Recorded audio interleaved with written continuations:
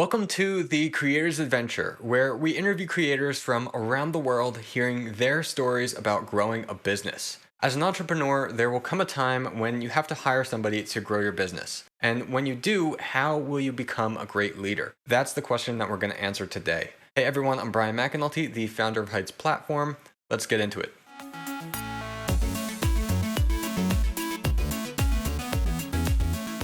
Hey everyone, we're here today with Maria Aguirre, a best-selling author, thought leader, and leadership coach, leadership online coach. She is an aviation management. All right, let me restart that for you. I'll do it better. All right. Hey everyone, we're here today with Maria Aguirre. She is a best-selling author, thought leader, and leadership online coach.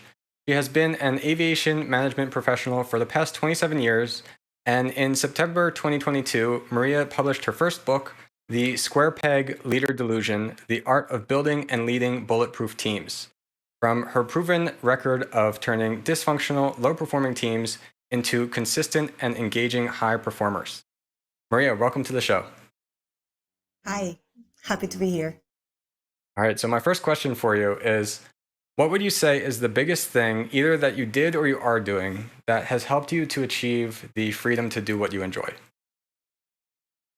I think that is really getting out of my own way. I always had even through all my years in corporate, I always had that bug of having my own business. And you always second guess yourself and you always question which way do I go or how valuable is the knowledge that I've gained into embarking into a new endeavor like a new business. And it's really, I think, making the decision and taking the steps to do something that really creates that freedom. So for me was really compromising because I'm still in corporate and I'm running my business in parallel. It was really compromising in what is that I wanted to achieve and setting up those goals, even though it may be more time consuming at the time. It really gives me that light at the end of the tunnel, let's say, because I'm actually doing what I envisioned to do, which was building my business.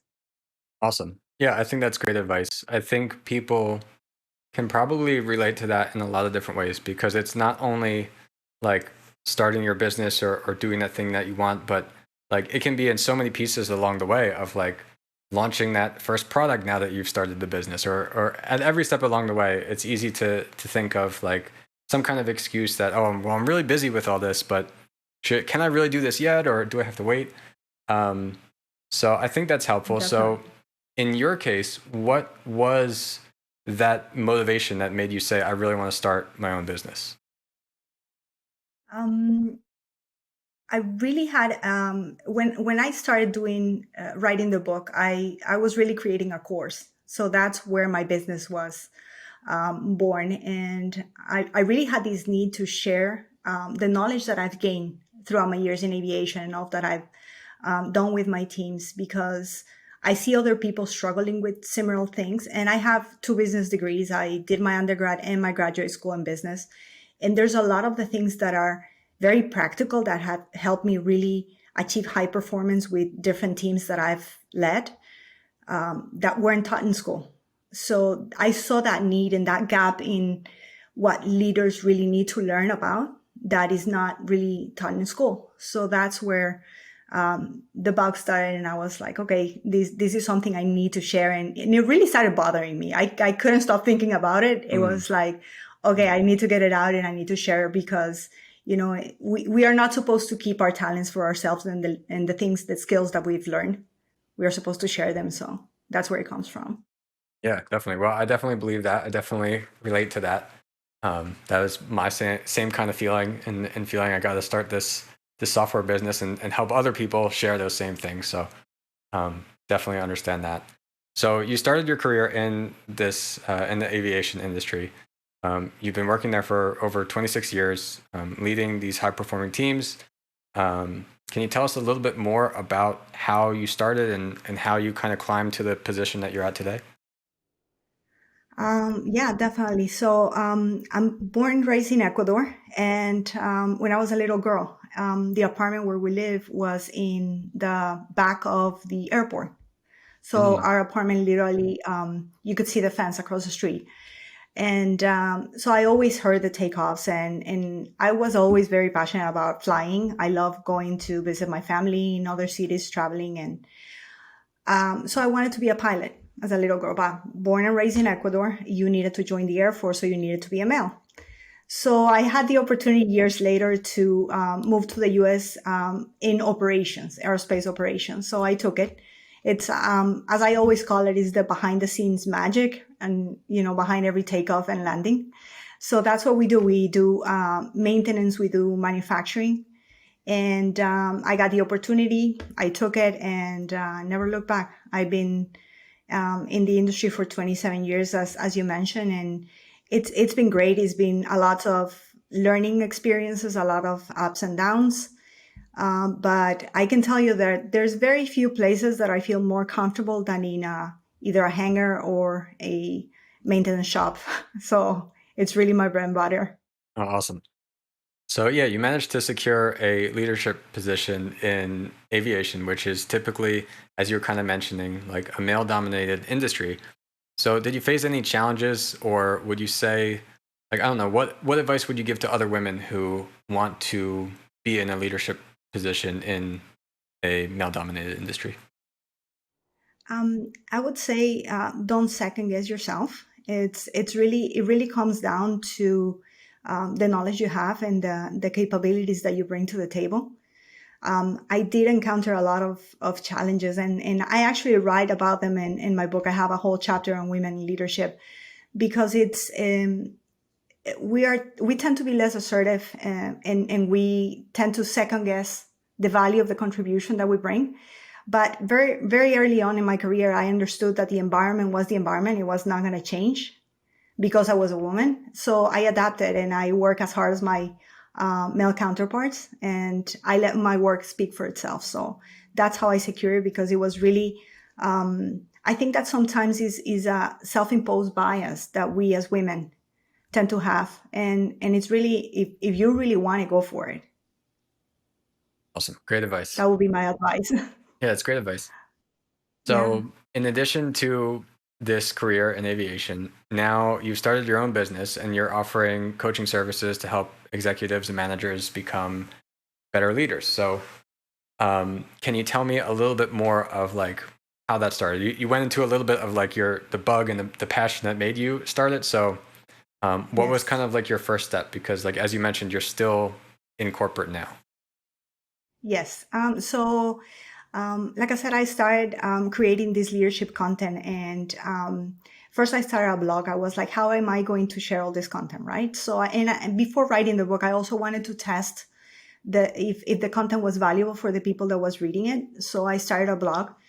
And then I got certified as a coach under John Maxwell Leadership.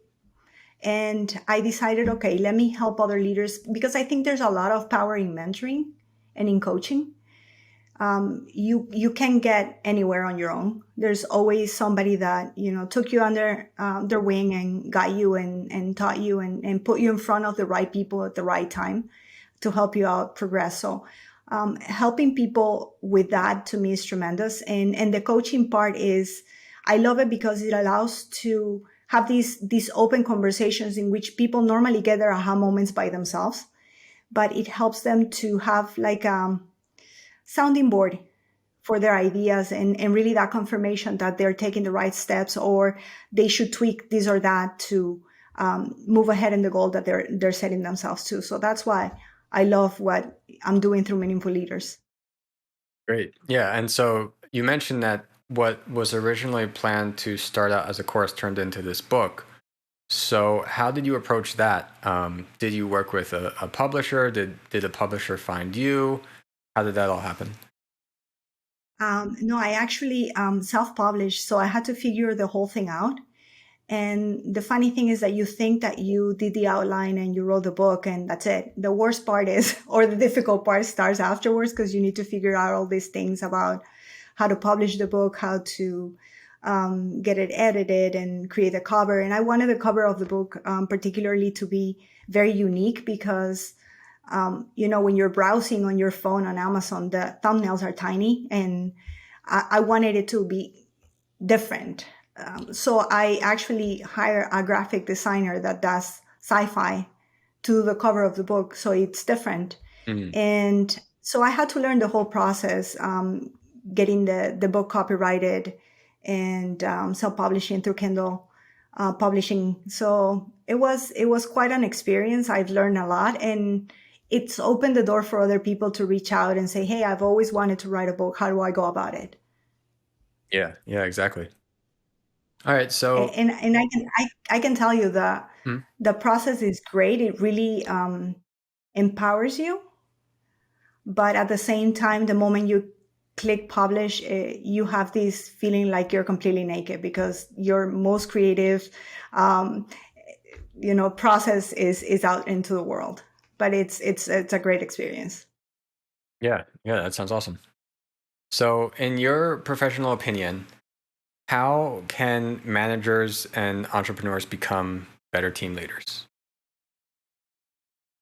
um, I always say that team building is relationship building. So it's by being authentic. You really want to build relationships with the people you are entrusted to lead, or the people that you're hiring. You really want to surround yourself with people that you can rely on, and people that can reciprocate that and trust you and allow you to lead them. So it really comes down to, I would say, having very good communication, be very transparent about your intentions.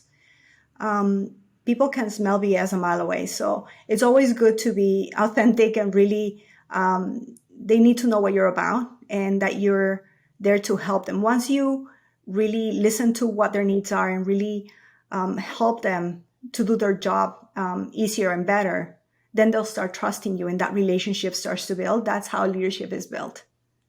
Mm, yeah, that's interesting. I was actually talking with a teammate of mine recently how there is the difference between like interests and values. And you might have completely different like interests than the other person that you're working with, but it's important to share the same values and communicate those values. And so Definitely. as you're mentioning there, like if you as the leader, if you're not making those values that you have clear, or if you're making things up that don't actually align with those values, then the rest of your team's going to feel that, and there's going to be some kind of disjointedness because of that. And so making sure that whether or not you have the same interests or whatever, as long as the team is clearly aligned on the values, then that would be at least my take on it. From what you're saying. Most definitely. And one thing that sometimes we fail as leaders is we try to motivate people with things that we are motivated by. And you Mm, really have to know your people enough to know what motivates them, yeah, right? Because people get motivated by what motivates them, not the people around them. So when you really know their values, like you mentioned, it's really important because that's where the motivation comes from, right? Their family or their next career step, whatever the case might be. That's what is going to motivate them to take the step. yeah, yeah. I like that. That's great advice. So, Yeah. what would you say is the difference between a manager and a leader? Uh, that's one of my favorite questions in the whole world, quite honestly. Management, you're in charge of the business. You're in charge of either the whole of the business or a portion of the business. So you're in charge of the budget and the objectives, and you're in charge of processes and procedures. As a leader, you wear a different hat. You're in charge of the people.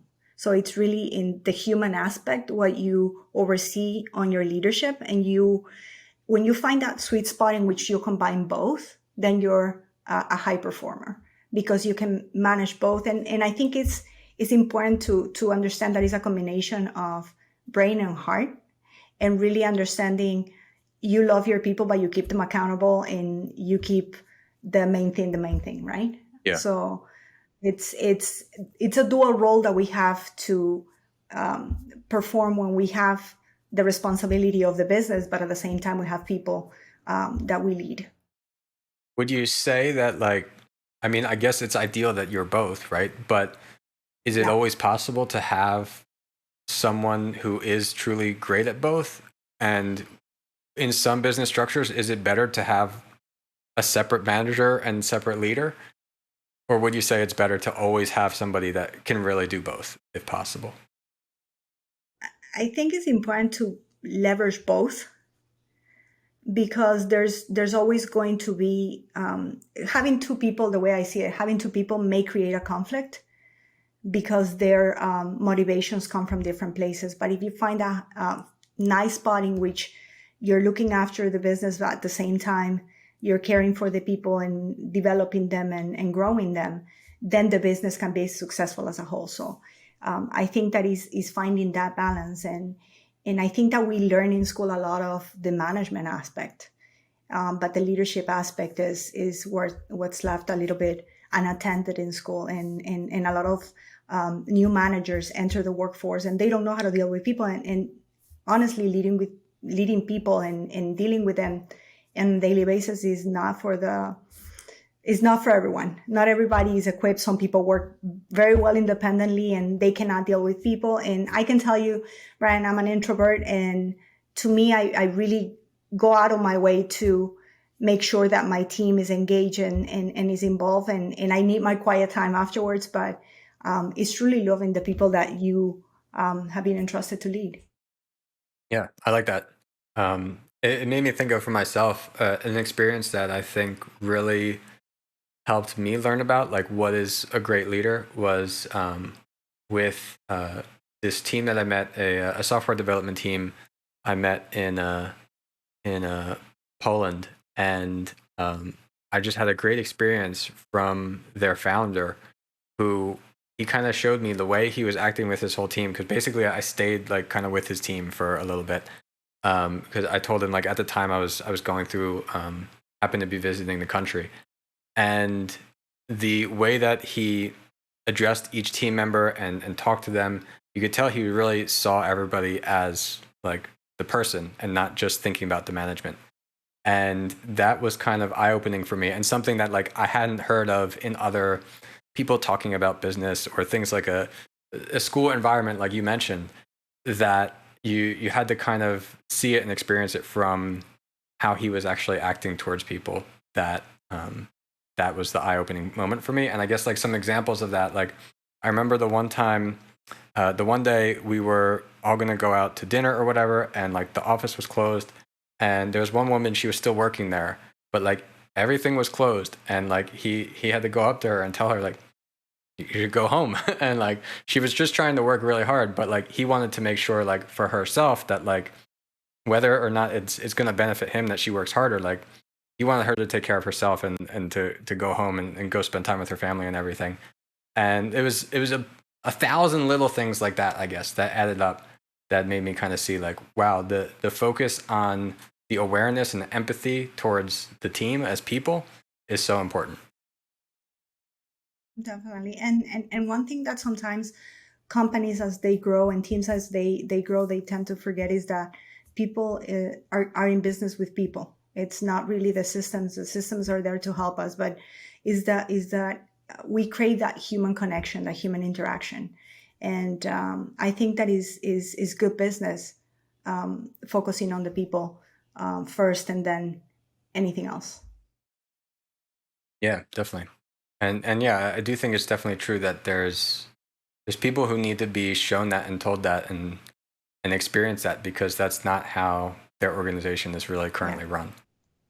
Yeah. So I guess bringing this back to the like kind of independent entrepreneur, who is kind of our main audience. If somebody is working, they started their business from the ground up, and like they're the one in charge of their business and just starting to learn how like they can put together a team, start delegating. Maybe they're hiring their first employee, first person they're hiring. Can you offer some advice to somebody who maybe feels like they're struggling to delegate, or maybe just feels like they're not having too much success? Because I guess I've seen cases where an entrepreneur hires somebody, they say like, okay, everyone told me I have to go and delegate this thing, but then the end result is some kind of mix of things not working out right, and sometimes people will blame it on the person that they hired, but there's a lot of times where it's probably something in the communication and the expectations. So I don't know, what would your advice be for somebody who's just trying to learn how to delegate? Um, Delegating is difficult. I can tell you that. I'm a perfectionist in recovery, and I really had to learn to delegate because I never thought that anybody could do it as well as I did. So I rather put 60 hours a week and not have a life.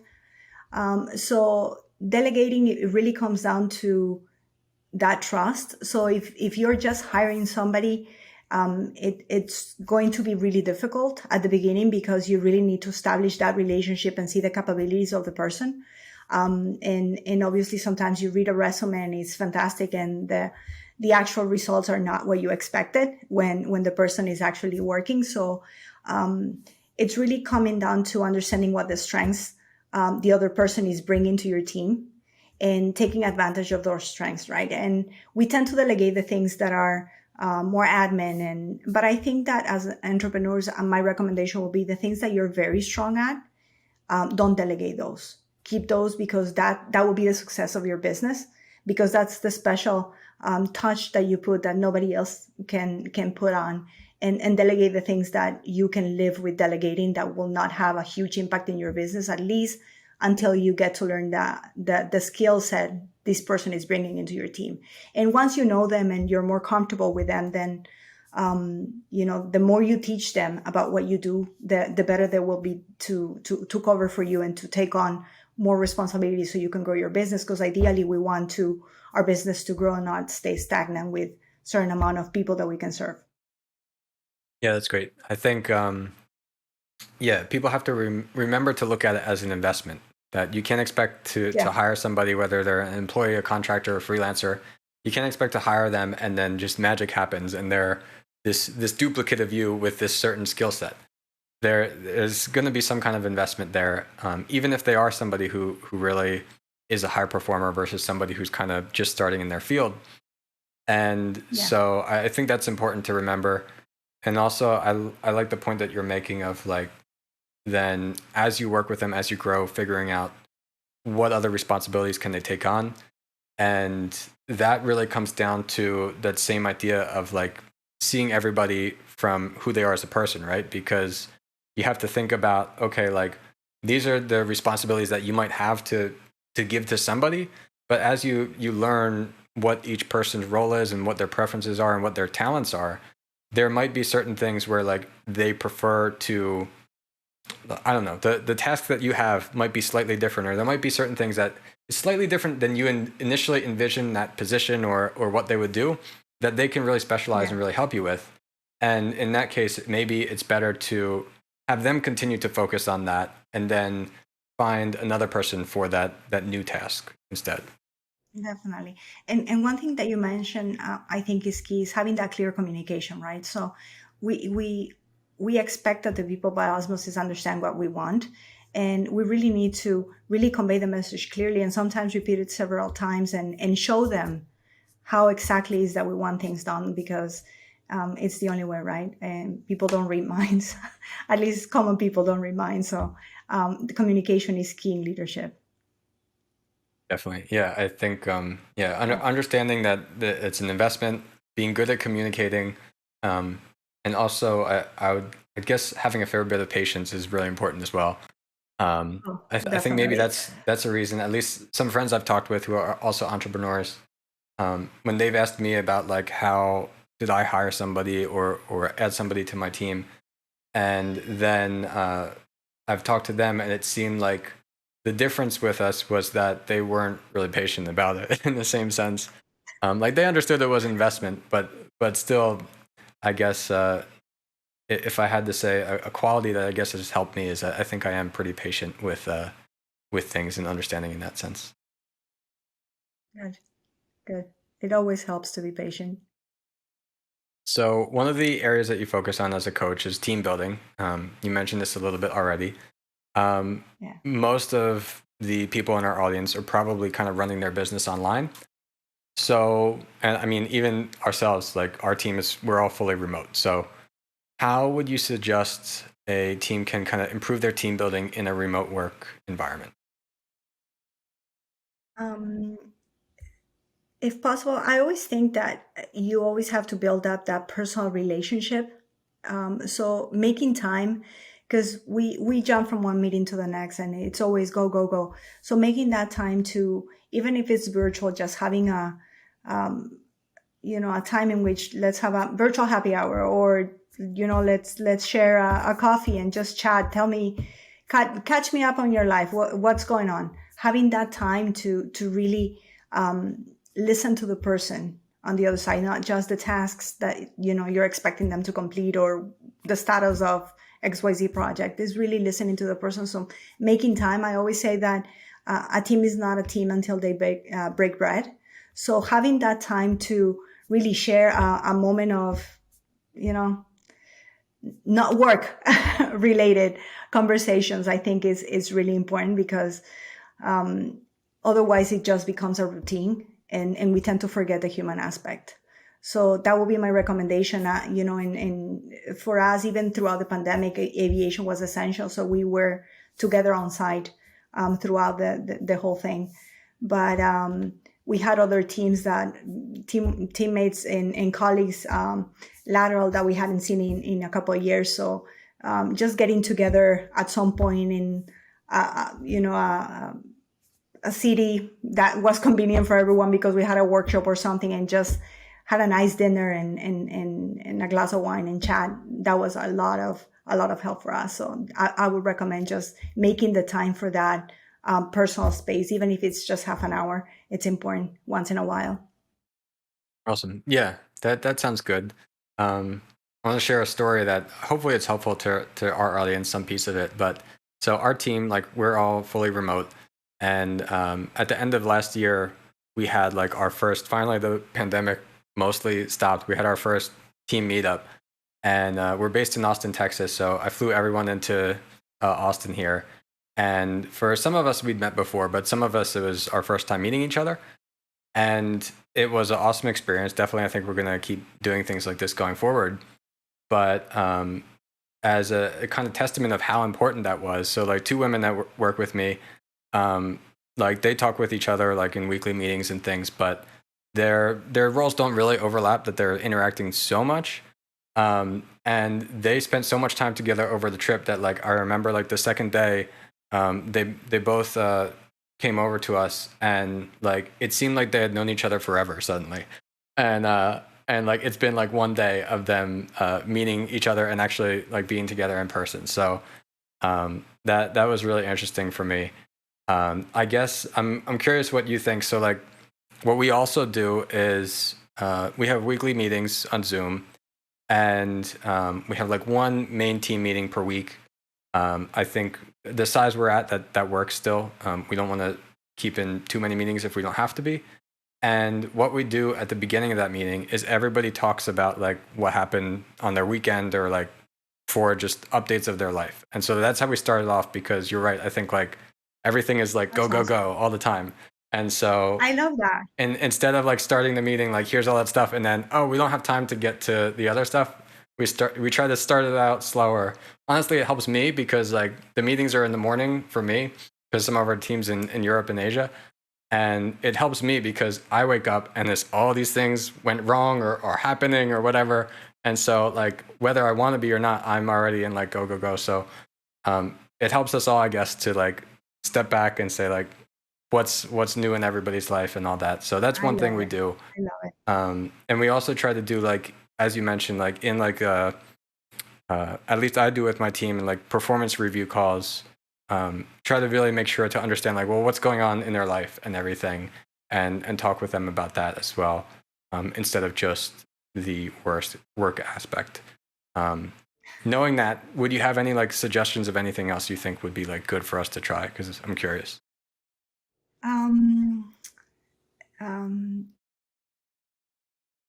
I think maybe like you were sharing the story about the two ladies that work really well, and their jobs didn't interact. Maybe creating like a buddy system. Maybe having an accountability partner, somebody that they can talk to, or maybe having a group chat in which they can just share things that they want to share personally. That's a great practice, and people just they may just send jokes or memes, or they may say something significant, My kid just walked for the first time. And those are things that are very meaningful for them. So having that opportunity to share them with the rest of the team gives them that sense of belonging that we all crave, especially when we're in a team environment, and if you're virtual, that helps a lot. Cool. Awesome. Yeah, that sounds great. Yeah. All right. And yeah, so as you mentioned, last September, you published your first book, The Square-Peg Leader Delusion. Can you tell us a little bit more about the book and how it can help leaders? Yeah. So the Square-Peg Leader Delusion is based on the idiom, the square peg in the round hole. So the premise of the book is that same as a square and a circle, not because they're geometrical figures mean that they fit together. A team and a leader, not because they're in the same industry or even belonging to the same company, means that they are a good match. So it's really about starts with self-leadership and all the things that we as leaders need to develop, like our mindset and understanding the different tools that we have at our disposition, and really understanding that it's not about us, but it's that transition from working individually to working for the team and serving the team. So having that mindset shift to really focus on the team. And then the second part of the book is about the team itself. So I talk a lot about the different tools. For example, optimization. Since I'm in operations, is operations optimization. So how you build an operation and how you optimize and then scale it. My background is in continuous improvement. I'm a black belt in Six Sigma, so I really enjoy that aspect of lean and really fine-tuning processes to increase performance. But I also talk about things like emotional intelligence and imposter syndrome, which is something that, particularly for entrepreneurs, is something that I think we all at some point encounter, is that feeling of, I'm really faking it. I'm not really ready for this, or I'm really not equipped to do what I'm doing, or equipped to do what I'm called to do. And it's really understanding that we all deal with that, and it's keeping it in check and really moving forward. So at the end of the book, I share what I call the team building manifesto, which is 26 practices that I recommend for leaders, which is what I do.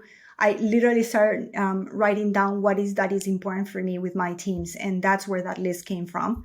And so it's really both a leadership book for other leaders, as well as a statement of accountability for me, because I still have my teams that I lead. I have 3 teams that I lead at the moment, so outside of my business. So, but it was a really interesting experience, and if you guys are interested on knowing more about it, my website is meaningfulleaders.com, and the book is available on Amazon. So, All right, awesome.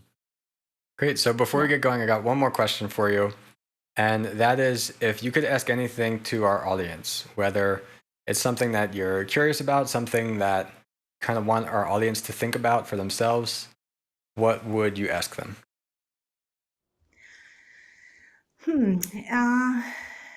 It will be something to think about. It's something that probably I ask myself a lot these days with my business, is how are you adding value to the people you serve today, to the audience that you serve today?